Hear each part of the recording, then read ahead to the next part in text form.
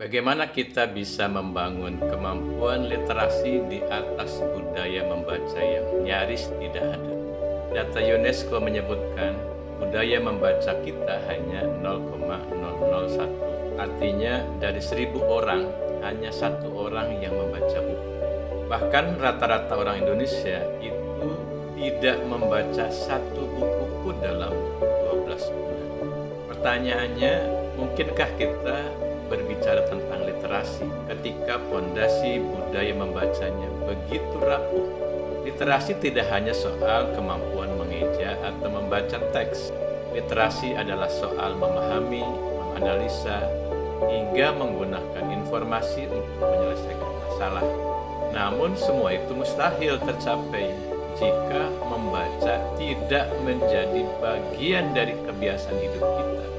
Bandingkan dengan negara-negara maju, mereka membangun budaya membaca sejak dini, bukan sebagai tugas, tetapi sebagai gaya hidup.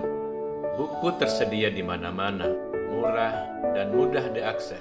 Perpustakaan menjadi tempat favorit, bukan hanya untuk belajar, tapi juga untuk berkumpul dan bertumbuh bersama.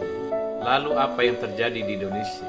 Harga buku mahal, akses pada buku terbatas, penghargaan pada para penulis juga tidak sepadan, dan budaya membaca tidak ditanamkan sejak kecil.